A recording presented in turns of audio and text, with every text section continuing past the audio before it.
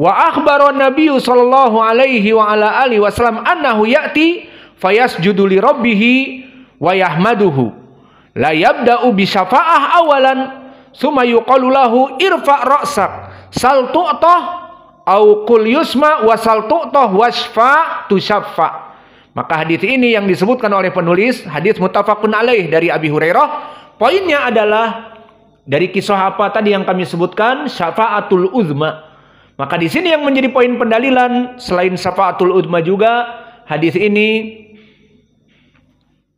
juga menceritakan di hadis Abi Sa'id Al-Khudri.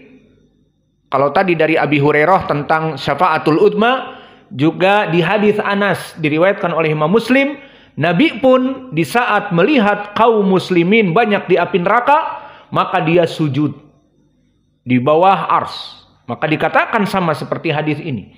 Irfa' ra'sak sal tu'tah wasfa tusyaffa.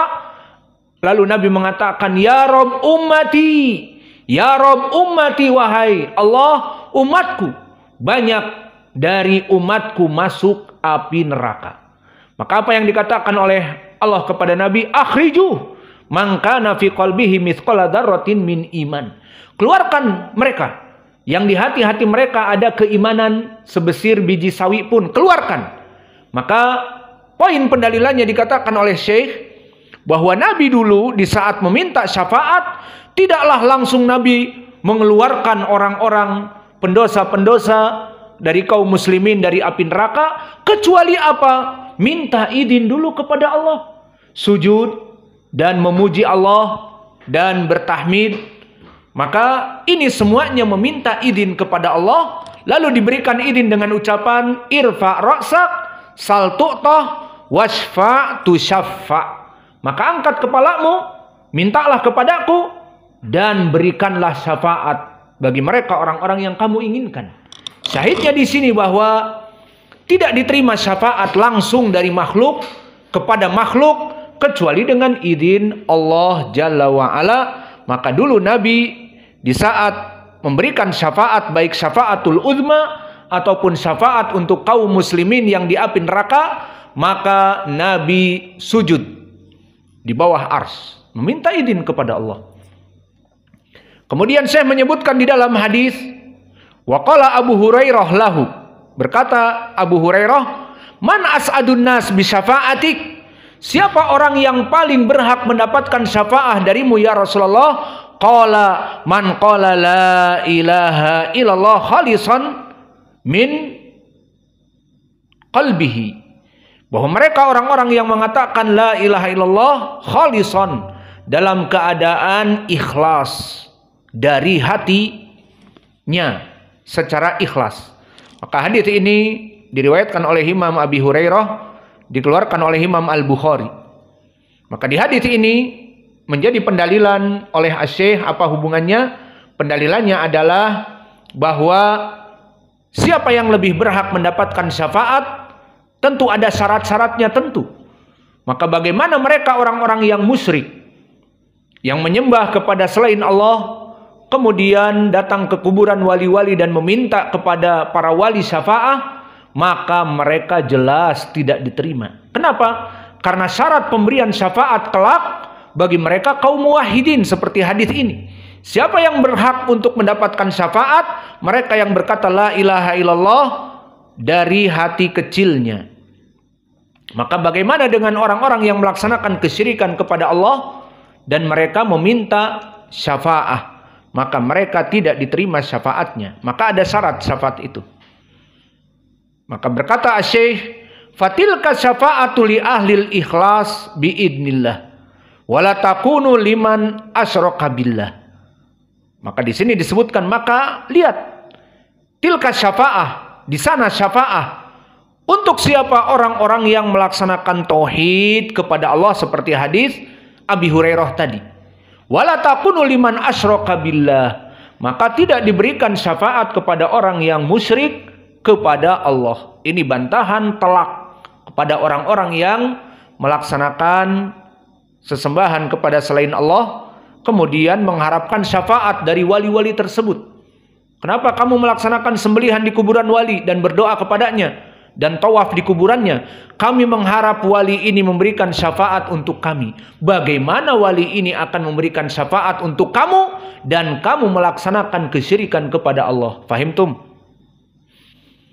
Maka berkata Asy-Syaikh, wa haqiqatuhu, maka hakikatnya annallaha subhanahu wa ta'ala huwallazi yatafaddalu ala ahlil ikhlas fayaghfiru lahum biwasitah du'ai man adina lahu an yasfa'a liyukrimahu wa yanalul maqam al mahmud.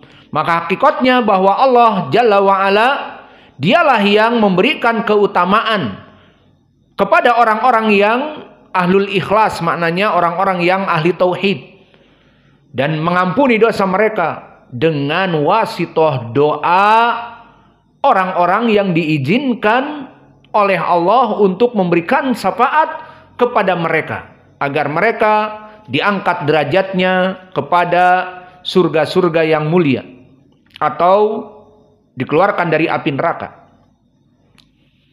Maka berkata Syekh, fasyafa'atu allati nafahal Qur'an, maka dari ayat-ayat tadi semuanya dinafikan tentang syafaah, illa liman irtada, illa man adina lahu, dan seterusnya. Maka syafaah yang dinafikan oleh Quran di dalam matan itu, mangkana fiha syirkun, yang dinafikan itu dikarenakan ada kesyirikan. Maknanya orang musyrik meminta syafaat ya tidak diterima, itu maknanya. Walihada asbata syafa'ah bi'idnihi fi mawadi'. Maka oleh sebab itu banyak di Al-Quran tadi illa liman irtada, maknanya dijadikan syafaat namun bagi mereka orang-orang yang mempunyai sifat tertentu. Waqad bayyana Nabi sallallahu alaihi wasallam annaha la takunu illa li ahli tauhid wal ikhlas. Maka tidaklah syafaat itu untuk ahli tauhid dan ikhlas, seperti hadis siapa? Di matan Abi Hurairah, di saat ditanya man as'adan nas bi syafaatik, qala man qala la ilaha illallah khalisan min kibali au min qalbihi, bahwa mereka orang-orang yang mengucapkan la ilaha illallah dan ikhlas dengan tauhidnya, maka inilah yang berhak untuk mendapatkan syafaat. Maka selesai ucapan penulis di dalam matan ini.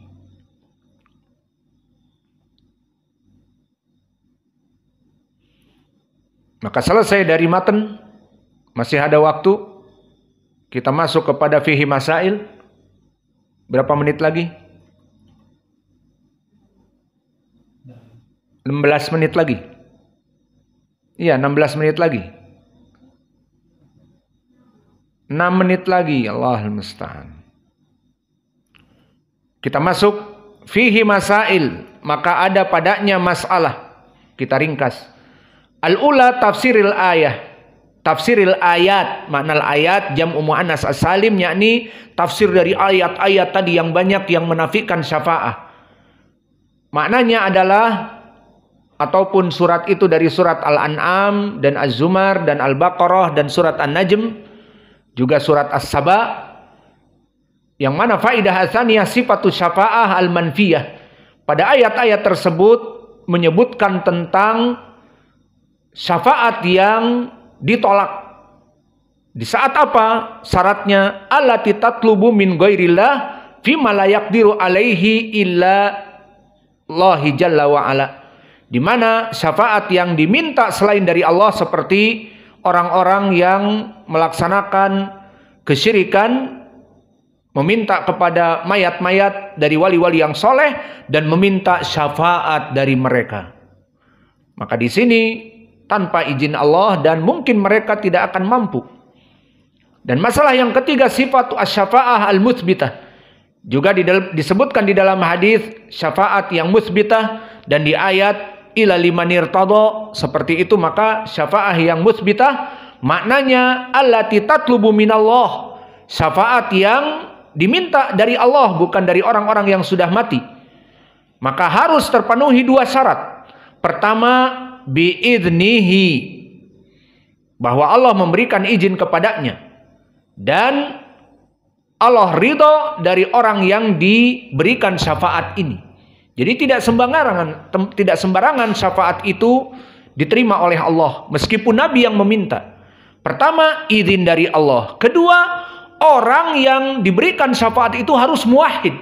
Maka disebutkan di hadis tadi Abi Hurairah, siapa yang lebih berhak mendapatkan syafaatmu? Man qala la ilaha illallah khalisan min kibali nafsihi. Kemudian al-rabi'ah dzikru syafaatil kubra wa hiya al-maqam al-mahmud. Maka dari syafaah jenisnya banyak, di antaranya syafaah al-kubra yang tadi kami sebutkan, hadisnya muttafaqun alaih dari Abi Hurairah, bahwa manusia dalam keadaan kepanasan di mahsyar, maka mereka meminta syafaat kepada para nabi dan ditolak kecuali datang kepada Nabi Muhammad, dan Nabi Muhammad memberikan syafaat tersebut. Al-khamisah sifatu ma yaf'aluhu sallallahu alaihi wasallam annahu la yabda'u bi syafa'ah bal yasjudu faida adina lahu sajada. Maka di sini juga sifat bagaimana Nabi meminta syafaah, karena dari adilah illa biidnihi lillahi syafa'atu jami'an. Syafaat itu harus izin dari Allah. Tidak bisa seseorang mendapatkan syafaat kecuali dengan izin dari Allah. Mangdala yasfa'u indahu illa biidnih. Maka oleh sebab itu Nabi sebelum memberikan syafaat, dia sujud dahulu, dan baru setelah itu Allah mengatakan, qum ya Muhammad irfa' ra'sak sal tu'tah wasfa' tusyaffa. Maka di sini dari juga al-khamisah.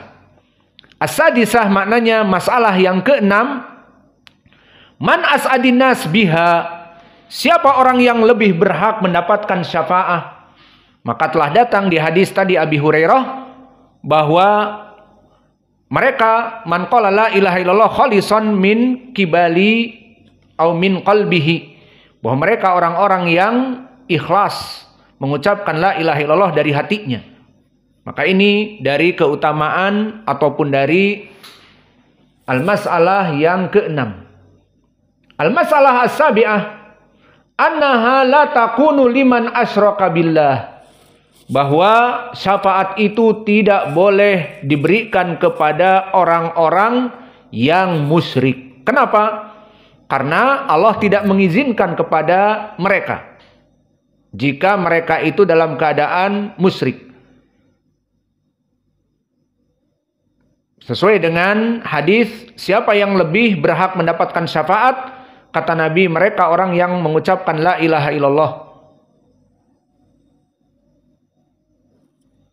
Lalu mana pendalilan orang-orang musyrik tidak mendapatkan syafaat? Secara zahir di Al-Quran. Apa Allah berfirman? Ma lidzalimina min hamimin wala syafi'in yuta'. Maka tidaklah bagi orang-orang yang zalim itu, dan zalim di sini zalim kesyirikan. Sesuai ucapan Allah, inna syirka la zulmun adzim. Sungguhnya kesyirikan itu adalah perbuatan kezaliman yang besar.